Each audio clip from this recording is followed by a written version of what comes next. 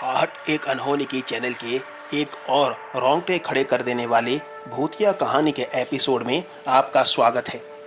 आइए बढ़ते हैं हमारी आज की कहानी की ओर। काफ़ी समय हो चुका था मुझे और मेरी वाइफ को बाहर घूमने गए हुए।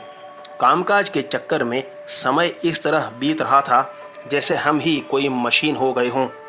एक शाम को मैंने ही प्रोग्राम बनाया कि चलो थोड़ा बाहर घूम कर आते हैं, एक छोटी सी आउटिंग हो जाए, बाहर ही नाश्ता वगैरह भी कर लेंगे।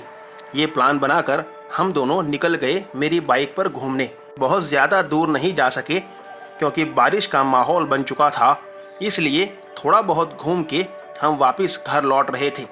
रास्ते में एक पानी पूरी का ठेला दिखा तो दोनों को ही पानी पूरी खाने का मन किया। आखिर हम दोनों ही चटोरे जो ठहरे।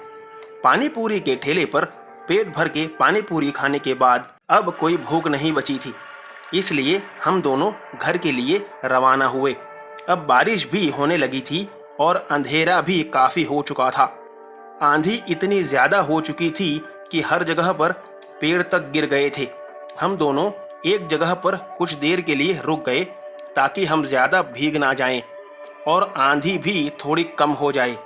कुछ देर बाद आंधी तो थोड़ी कम हो गई, लेकिन बारिश नहीं रुक रही थी। हम दोनों ने ही अब घर चलने का फैसला ले लिया क्योंकि ज़्यादा देर इंतज़ार करने पर रोड पर पानी भर जाने का भी खतरा था। लिहाजन हम बारिश में ही घर के लिए निकल पड़े।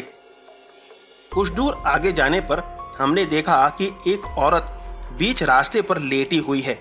मुझे लगा शायद ये आंधी में कुछ लग जाने की वजह से गिरी होगी।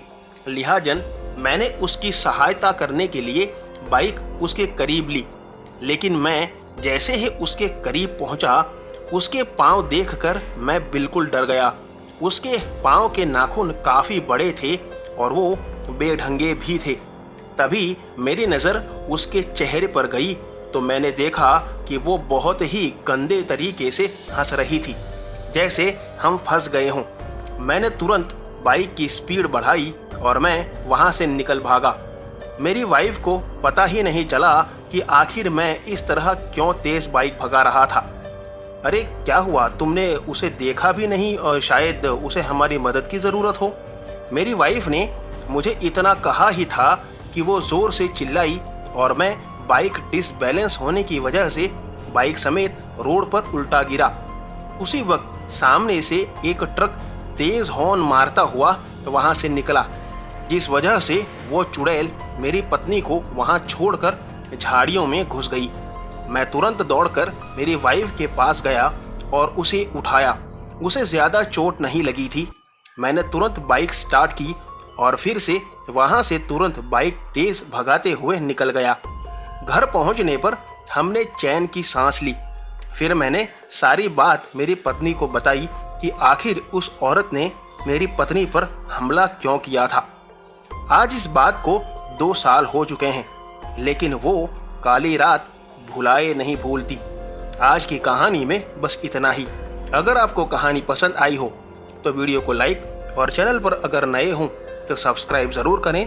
आपसे मुलाकात होगी ऐसी ही अगली भूतिया कहानी के साथ। तब तक बाय एंड टेक केयर।